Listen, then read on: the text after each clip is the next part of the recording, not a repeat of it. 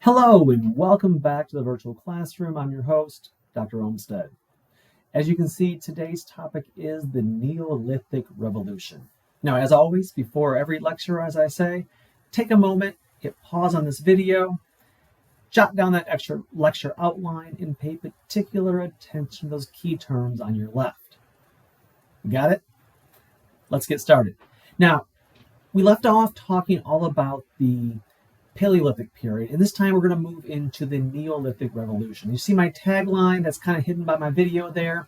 Was the agricultural revolution that's associated with the Neolithic Revolution the greatest mistake in human history? And again, so as I'm going through this lecture today, you keep that thought in the back of your mind. Was this a big mistake, or was it just, well, progress? So let's get started.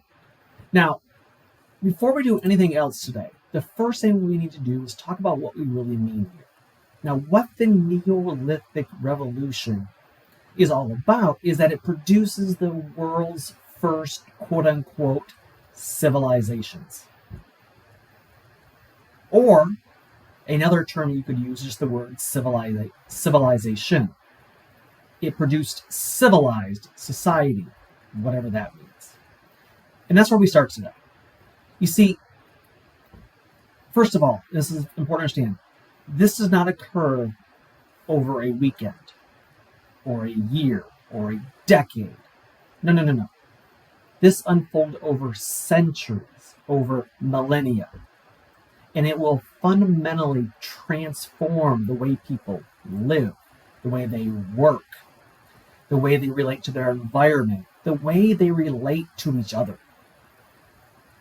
This is the Neolithic Revolution, a shift so profound that it will forever alter the trajectory of human civilization. Now, to begin with, the term Neolithic, it comes from the Greek words neo meaning new and lithos meaning stone. So literally new stone, which if you remember from the previous lecture, Paleolithic was old stone. And what this is reference to, this new stone idea, is it reflects the idea that these new peoples are going to use polished stone tools that characterize this era. This new Stone Age stands in contrast to the old Stone Age. And, as we're going to see, it's going to represent a shift from the foraging, hunter-gatherer society to a more, quote-unquote, modern civilization. And again, the underlying issue at hand to begin with, though, is this word that we call civilization. Now, if this is a face-to-face class, I would kind of do an in-class demonstration over and have you guys write down, what is civilization? How do you define it? Is it merely a singular noun? It is one thing, or is it many things? But since we're doing this virtually,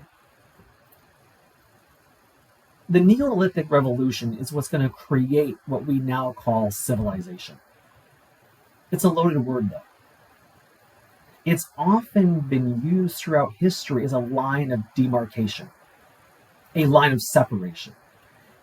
We are civilized, but you are uncivilized. And therefore, because we are civilized and you are decidedly uncivilized, we need to come and teach you. We need to uplift you. We need to, conquer you. Or we need to enslave you. Because we are civilized, you are not. You are less than. You are beneath. You are not as sophisticated or civilized as us. Now, before I kind of get into this, I want to bring up one important point. If you look back through history, you will see that many Native American, Native African, Native Asian, Native European, all these kind of smaller tribes that began to grow starting in this period, they often simply refer to themselves as the people. In other words, they think of themselves as the epitome of the civilized group, and that they have a right to either own or steward the land they inhabit. They were either put there by the gods or that they were the original inhabitants, but they are the people in charge of this land. They are the people. They are the chosen people, if you will. Now, this in itself does not necessarily lead to warfare. In fact, throughout history, often with Native American tribes, you can see where they can coexist. And while there will be some skirmishes, even some warfare, it is not the warfare that we think of, say, in European history. If you want the perfect example of this, watch the movie Avatar. You know, the one James Cameron created that's made almost $3 billion worldwide in the box office. In the first movie, they clearly define this, where the word Navi translates the people. The main character, Jake Sully, refers to them as the people.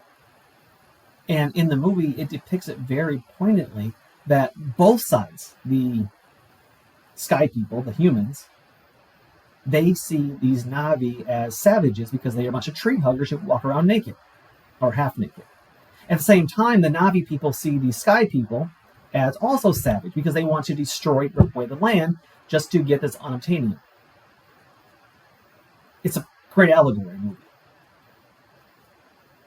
One side sees, or both sides see each other as destroying the other side's culture, the other people's culture. If you watch the sequel to Avatar, you'll see it repeated. And then while I'm recording this video before the Avatar 3 comes out, from the previews thus far, it looks like, well, there's going to be intertribal warfare, or tribal warfare between two different Navi groups. That can happen as well.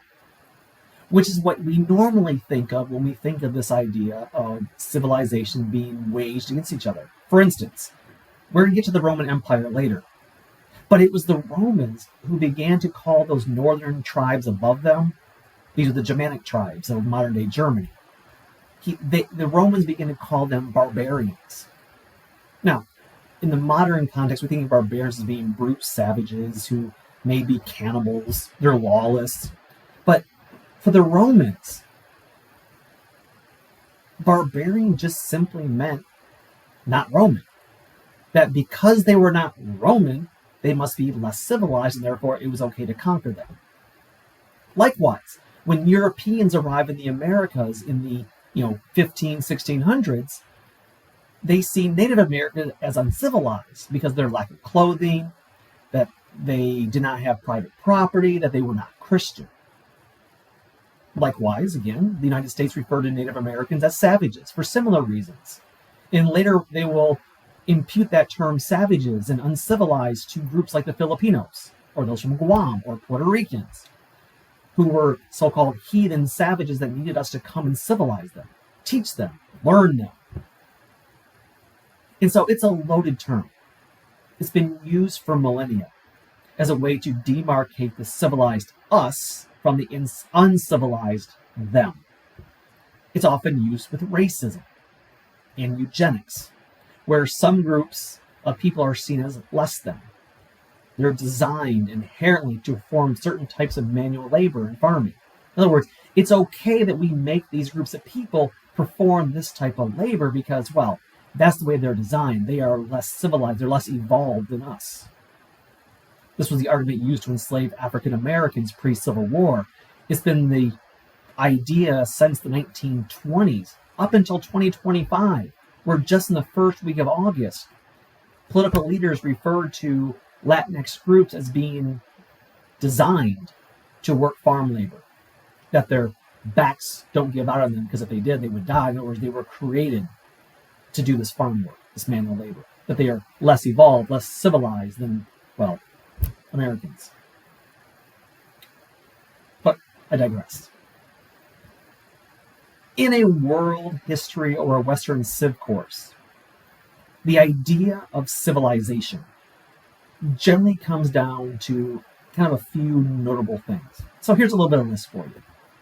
Again, I'm going to have 7 of us in class, so we kind of have you guys guess them, but since this is online, here you go. Number 1, characteristics. You need a stable food supply. The only way you can go from being hunter-gatherer to a sedentary people that stays in one place and grow to larger numbers is through a stable food supply. Next, you need specialized workers. We'll get that in a second what that actually means, but you need specialized workers. You will develop complex institutions. You will create record keeping. You need someone to kind of take down your history. You have advanced technologies. You have art and monument building, and then ultimately trade as well. These are what happened. This is what the Neolithic Revolution produced. These major 7 commonalities that we now determine through anthropology and archaeology as being quote-unquote civilized.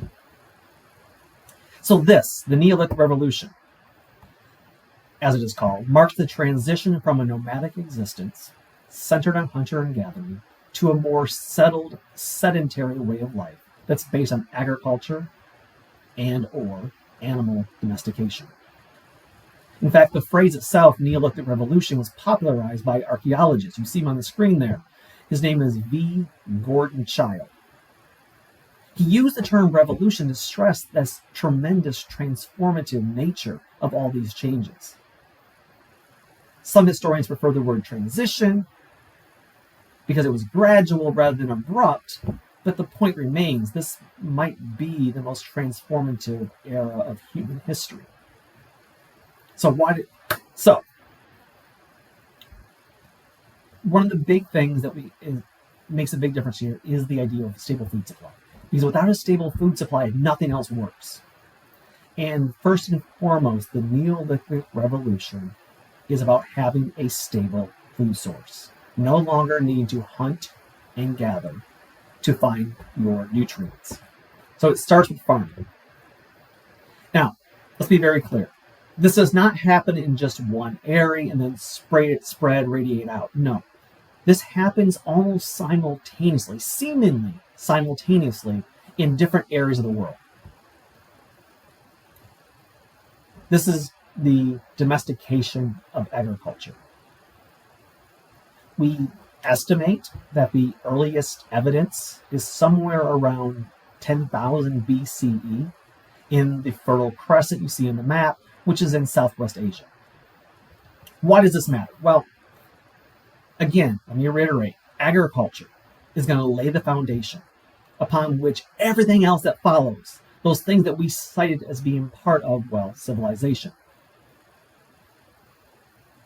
But as we're going to see, this is also going to bring new challenges that we'll discuss by the end. So, let me start at the beginning.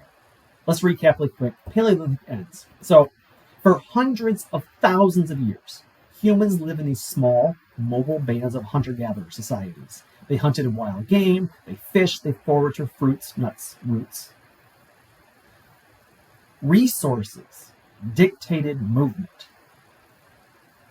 When the plant season ended, or where the herds passed on, humans followed. These were largely egalitarian social structures because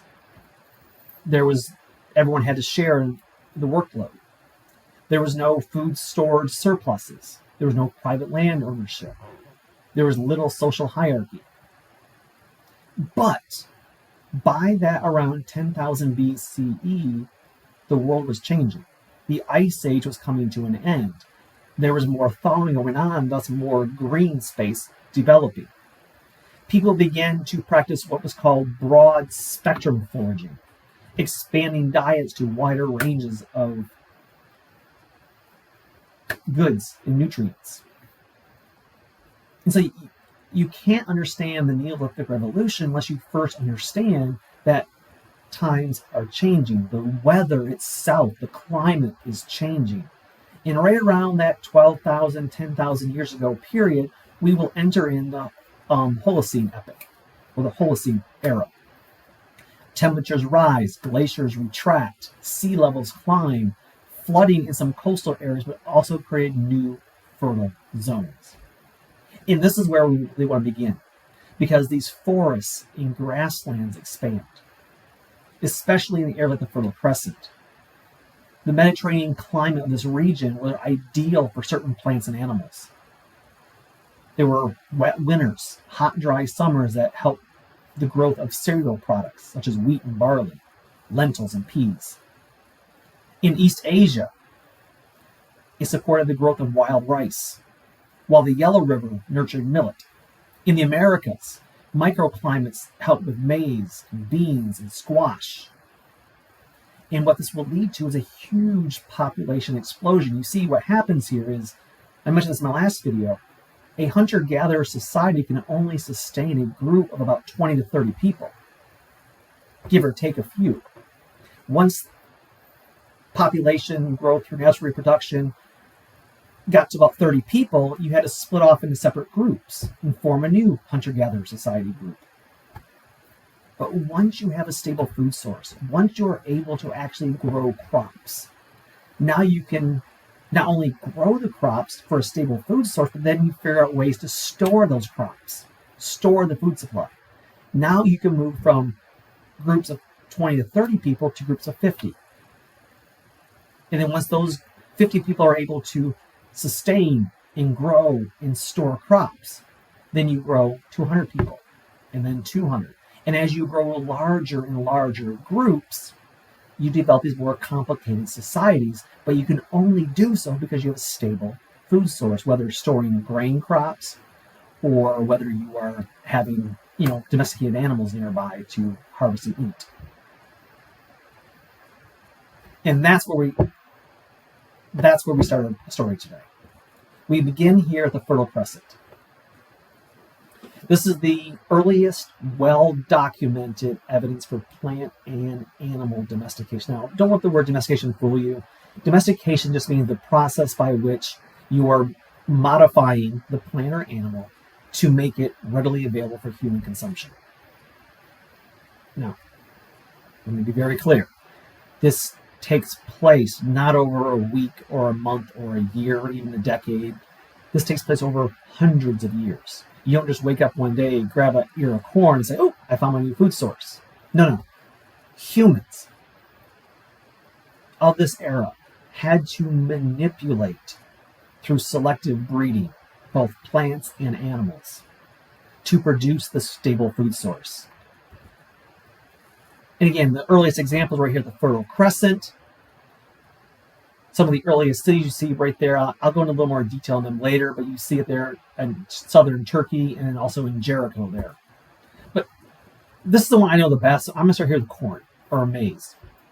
If you look at the bottom right picture, on the far left of that picture, you see what we would normally call a weed. That's what it looks like. So here's what happens. One day, someone went out and saw this nasty looking weed and thought, I might be able to eat it. Now, if you want to look at what they actually saw in that weed, look at the top right picture on the left side. You see the ear of corn. It's barely more than a nub.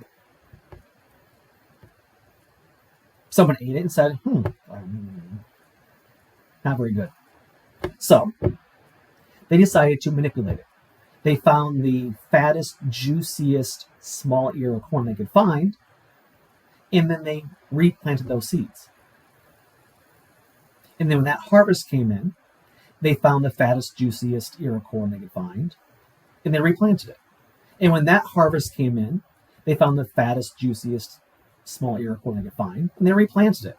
And over and over and over decades and centuries, and over time, the entire plant structure changed. It went from being that tiny little nub to a slightly bigger ear, to a slightly bigger ear, into that modern day ear of corn you see in the top right of the screen, where you can go to the store, buy 10 for $2 and slather some mayonnaise on it after you roast it, and a little Mexican hot sauce, and have some elote. Sorry, I'm a little hungry. Haven't had breakfast this morning. And quite honestly, this is the same way animal domestication also occurred. They took animals, they bred them, they took the best of them, they trained them, and they made those ones reproduce. They got rid of the other ones. And by doing so, they are able to produce a stable food supply. They're able both in grain crops and also in animal crops, or animals. And this is going to allow them to have a ready supply of things like milk, if it's an animal, in, well, wool, in leather, in clothing, because it's right there within all time.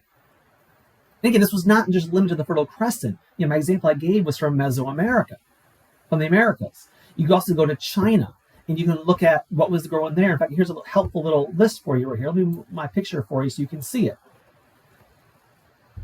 So in sub-Saharan Africa, it was root and tree crops. In northern China, it was millet.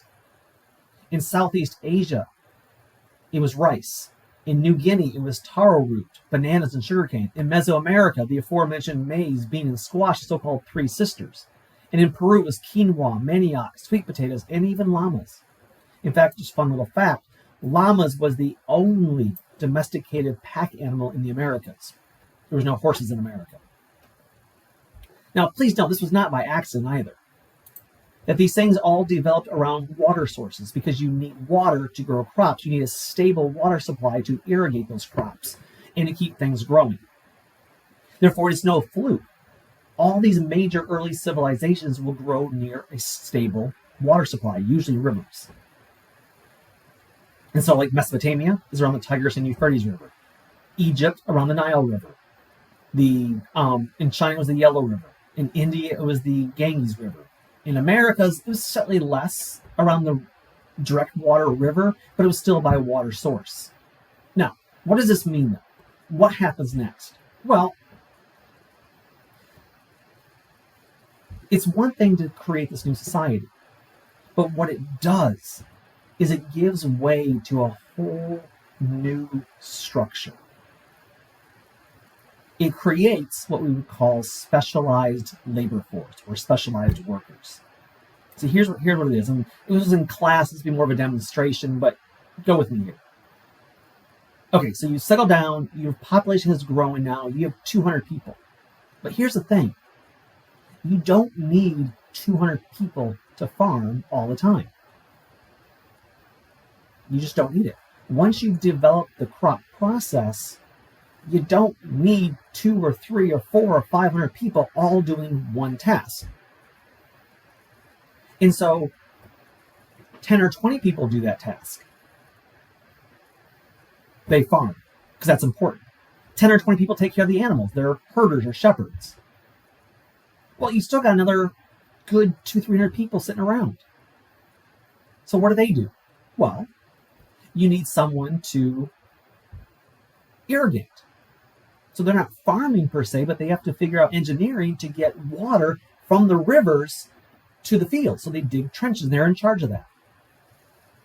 Well, you do need farmers, but not only do you need the farmers to grow the food, you also need someone to build a structure to store the food for the non-harvest months. So you have food all winter long. You need someone in charge of allocating the food to the people so they don't run out before the season ends. So someone in charge of like note-taking or some kind of written tally sheet. You also need non-food producing activities such as people who create art. You see that on the screen here. Artistic representation. You have sculptors. You have artists. You have people who create pottery, not just for utility purpose to hold water, but now to beautify it.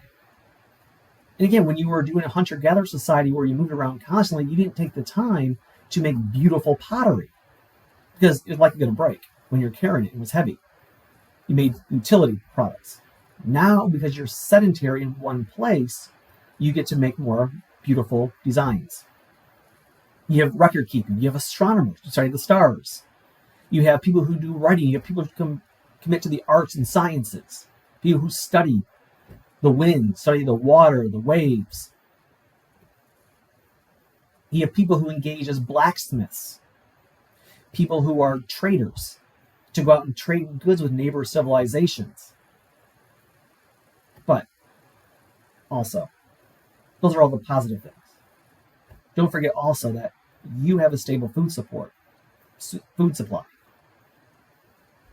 You see that tribe over there? That people group over there? They want your food. They might come steal your food. And if they steal your food, you may go hungry, malnourished, and die. So, you need someone to defend it. You need defenders. You need military people to stand the gap or build a wall or defend your little civilization. So you need defense people. So military, you need that. Next thing. We all know that if you get too much sun, not enough rain, or contrary, you get too much rain, not enough sun, or you have a natural catastrophe like a hurricane or a tornado, your crops could be destroyed. So now you need someone who's in charge of the wind, the sun, the rain, the storms. Who's in charge of that? Well, according to anthropologists, religion at its core. Yes, there's this part about trying to find meaning in life, but at its core, in an anthropological sense, religion was created to control the uncontrollable. Things you can't control, like the wind, the rain, the storms, the sun. And so you need religious people to help get in tune with the environment and with the gods to make sure that you have good crops and no calamities take place, or no droughts or no famines. Well, of course, then you need someone in charge of everyone. That's where we start having chiefs and rulers and pharaohs. Because you have all these different groups now that are all working in theory to better your society, your civilization. But you need to coordinate all those people to make sure they're doing what's best for the overall community, not what's best for their own family or their own areas. So now you need leadership. You need structure. Now you have full size organized into what you call cities or city-states. And along with this, there's some great technological developments as a result of this. Again, need. As we move into this new Neolithic era, we're going to have technological innovation, especially in tools and weapons. The polished stone tool like axes made it possible to clear forests. Grinding stones allowed people to be able to grind those grain crops into a powder, into cereal, and then into flour. Pottery was a way to store surplus grain and water. It allowed to cook foods in new ways. Irrigation development to not just use the water nearby, but to actually reroute the river tributaries to actually water your crops for you. Mud brick houses are going to replace temporary wood shelters. Defensive walls to protect what's yours. So all these, you see the list on the screen here. I'm not going to go over each one individually. You can figure out what most of them do. These are specialized, advanced tools. Axes for clearing forests. You need blades for cutting through animals. You need the sickle to harvest the grain crops. Arrowheads to kill the animals and to hunt. The grinding stone, again, to grind those grain crops. Same time, we're going to see this development in I'm going to give you three examples real quick of three early civilizations. First one is Jericho. We're going to see rapid population growth as a result. We're going to see the specialization of labor. We're going to see women and children take on new roles. One of the first ones here is Jericho. Again, right near the Jordan River, again, right by those rivers, because you got to have irrigation. Jericho was noted for having a double wall, an inner city and an outer area. The design, of course, was for protection. Others also believe not only for protection, not only from, say, invaders, but also from floods, because they are right near the Jordan River. It is considered one of the oldest early civilizations, and we also have found in the excavations both salt and obsidian that we assume was for trade purposes. And of course, this is also famously depicted in the Bible as being the one where the children of Israel walked around it for 7 days and then shouted, and then the walls came tumbling down by themselves. But one of those, early civilization. A second example, in southern Turkey, around 7000 BCE, again, one of the oldest civilizations. This was known for commerce and agriculture, yes, but also you see here those mud brick houses, the simple mud brick houses that offered protection from the sun, but coolness in the day.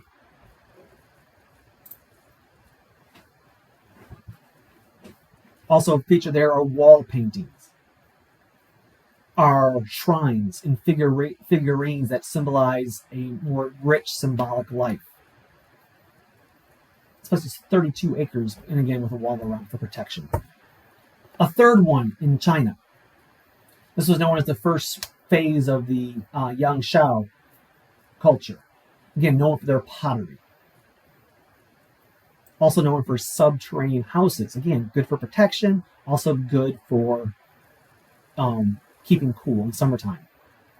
Now, we're going to get more detail about other civilizations later. This is just kind of a quick overview. Now, let's be very clear.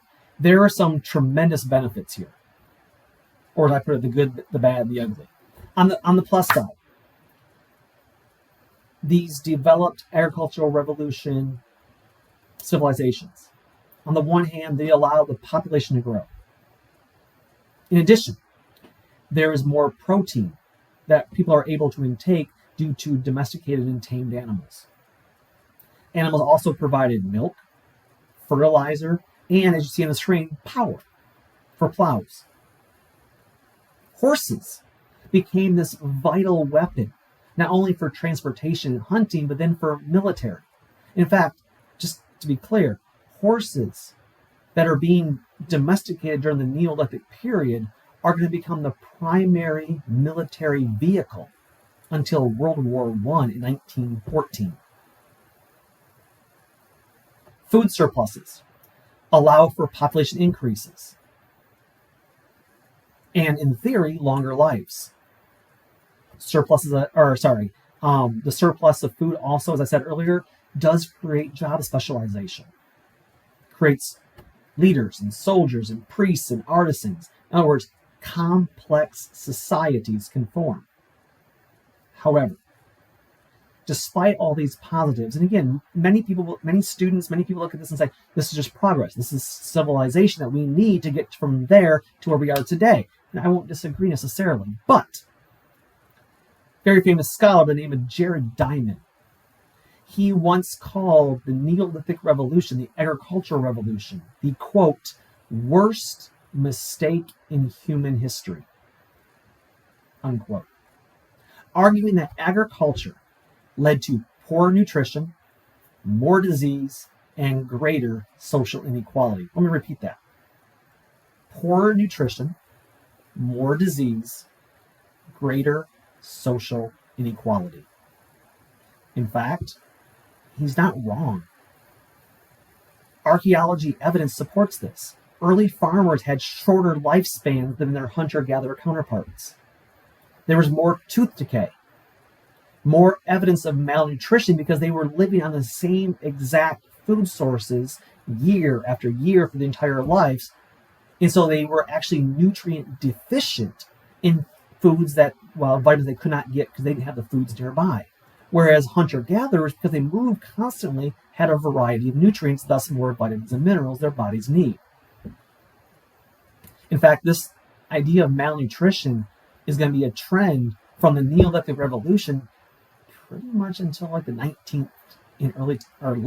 19th, early 20th century, when globalization took hold and we began to get goods from all over the world everywhere.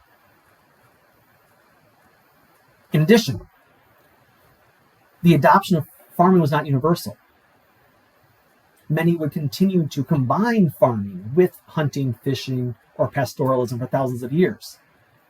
And therefore, some would even have like multiple, say, grounds. They'll have 4 different towns or villages, one for each season of the year.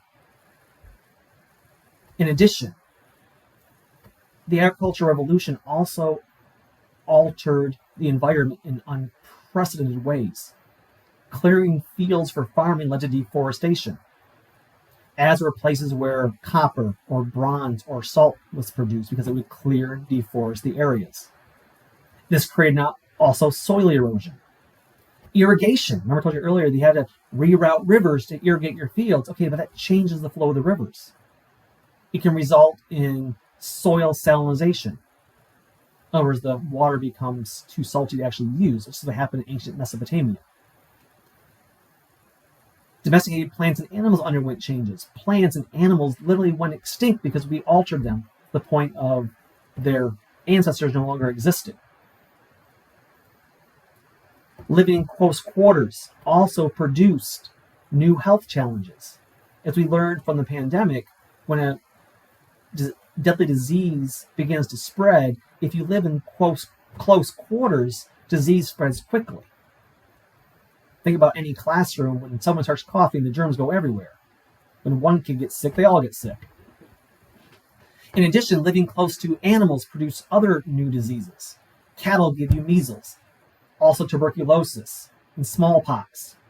The flu can come from pigs and ducks, whooping cough from pigs and dogs, and malaria.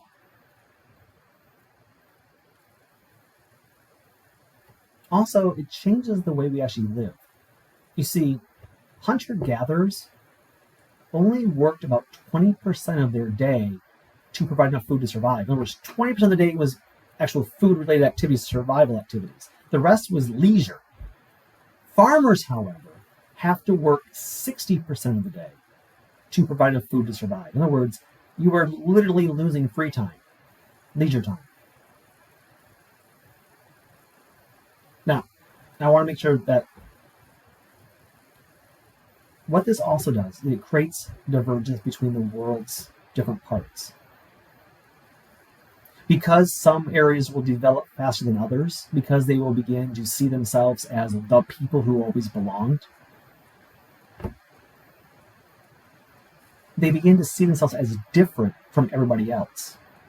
Us versus them mentality. This is going to lead to wars, century-long wars, even though the reality is they have common origins. Now, even within one society, however, you see on the left of my screen, it also creates the issue of social hierarchy changes. Gender roles shift. Women lose power. Women no longer produce the bulk of daily calories men did. Women were often relegated just to basically being childbearers. Seen, not heard. And while women may have played a part in early domestication of plants, by the time they are fully domesticated, women are kind of pushed to the side. And as land ownership became more prominent in these societies, warfare became central to power. And what we get is our more modern day stratified society with kings and nobility on top, priests below them, then you get your nobles, then you get your artisans, your merchants, then you get your farmers, then you're enslaved. And so while there is tremendous, and the revolution is a good word, tremendous benefits, there's also some tremendous consequences. Now, there are usually considered 6 kind of the prototype civilizations, but that's a topic for next time. So until then, take care and bye-bye.